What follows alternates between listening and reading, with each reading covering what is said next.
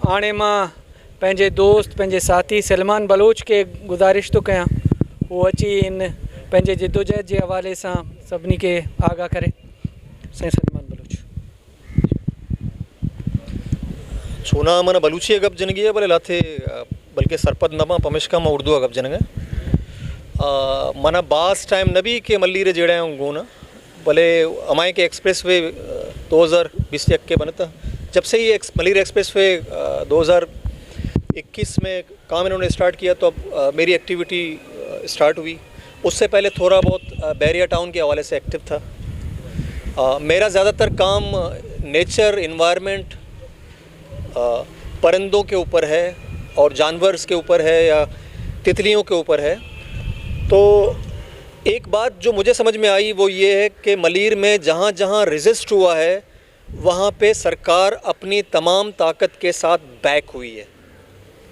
उसकी मिसाल मास्टर सिद्दीक के पास पूरी डब्ल्यूटी में दरसा चन्ना में हकीम बलोच साहब भी रहते हैं, लेकिन उनके यहाँ मलिर रिवर को झाड़ू पेरा गया है और उसमें जितनी रेती थी वो सारी निकाली गई है।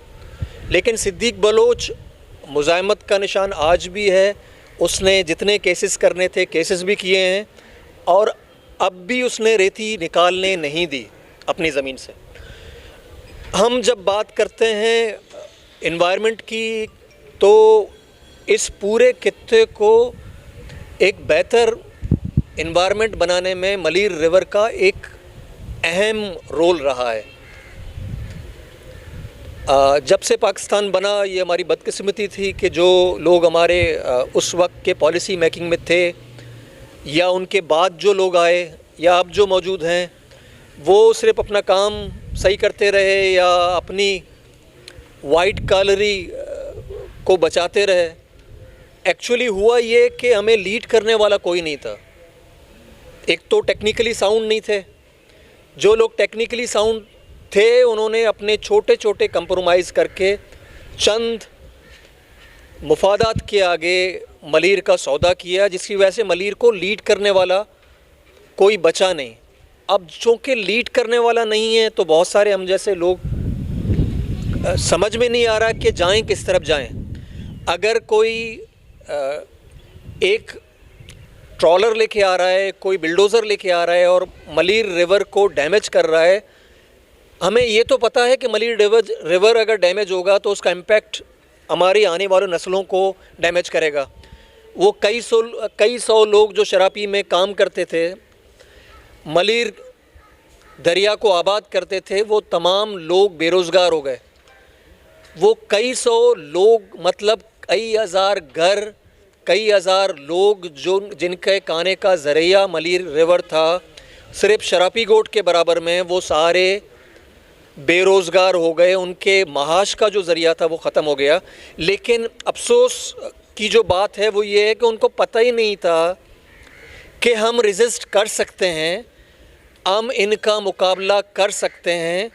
और ये बहुत सारी जगहों पे मास्टर असलम का बाग अभी तक सलामत है।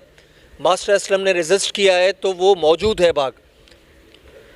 अगर मास्टर असलम की तरह कोई और रेजिस्ट करता और हम एक साथ होते तो आज सिचुएशन यहाँ ये 17 दे अपने नाम पे नहीं करवाते।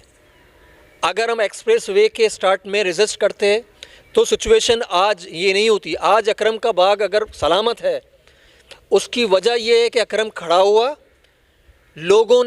अकरम ने लोगों को आवाज़ दी और हमने जाके उसके साथ बैठे। रेजिस्ट है, कोर्ट में केस चल रहा है, लेकिन वो जो दरिंदगी करते आए हैं मलिर रिवर के साथ, उस लेवल पे वो दरिंदगी अब भी वो कर रहे हैं, लेकिन उनकी भी टांगें कांप रही हैं। वो इसलिए कि लोग निकल के बात कर रहे हैं। तो इस तमाम मुद्दे का वाहिद हल यही है कि इसके बगैर हम आगे जा नहीं सकते। अगर हमें रोकना है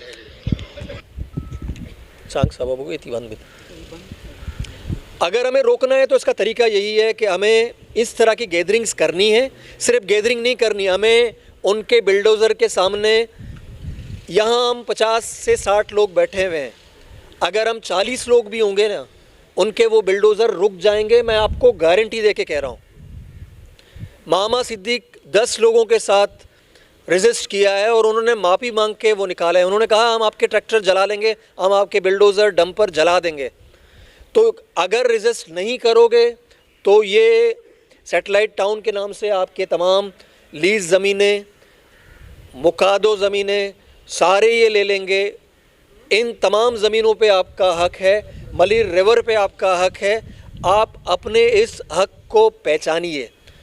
एक बात बहुत क्लियर है, मलीर रिवर अगर नुकसान मलीर रिवर को पहुंच रही है तो उसका इम्पैक्ट कराची के, पाकिस्तान के, इवन दुनिया के हर घर को होगा। क्लाइमेट चेंज ने बहुत वाज़े कर दिया है कि क्लाइमेट का इम्पैक्ट किसी एक घर, एक मोहल्ले को नहीं होगा, उसका इम्पैक्ट दुनिया भर में है। लेकिन चूँकि रेजिस्ट दुनिया आपके लिए नहीं कर सकती जब तक आप खुद अपने लिए रेजिस्ट नहीं करेंगे। तो मेरी रिक्वेस्ट यही है कि जो लोग खड़े हुए हैं हफीज़ जैसे, उनके साथ शामिल होना स्टार्ट करें। बच्चों को शामिल कीजिए, अपने साथ बच्चों को ले आइए। लोग ऐड होते जाएंगे, ये खुद पीछे हटेंगे, ये डरपोक हैं। ये मैं वाज़े कह दूं, इनके पास ताकत नहीं है, ताकत आपके पास है। तो हमें उस इन्वायरमेंट को बचाना है। अगर इन्वायरमेंट नहीं होगा तो हम यहाँ रहने के काबिल नहीं होंगे, ना हम यहाँ रह पाएंगे। हमें ज़मींदारी और खेती बाड़ी के अलावा आता नहीं है। तो महाश के तमाम ज़राए हम ऑलरेडी खो चुके हैं। जो खेती बाड़ी हो रही है वो मंडी में जो जाते हैं, हमारे साथ जो सलूक किया जाता है, तो इसलिए किया जाता है कि हम मुत्तहद नहीं हैं। हम बाइकाट करें इन मंडियों का और अपनी मंडी क्रिएट करें। तो हम जब मिल के बैठेंगे नहीं, हम तो किसी निकाह में पैर रखने की जगह नहीं होती। अगर एक कार्ड आता है तो हम 4-5 फैमिली में से एक निकाह में शरीक होने चले जाते हैं और हज़ारों के हिसाब से लोग शरीक होते हैं। तो हमें इस मुद्दे को लेके एक साथ बैठना होगा।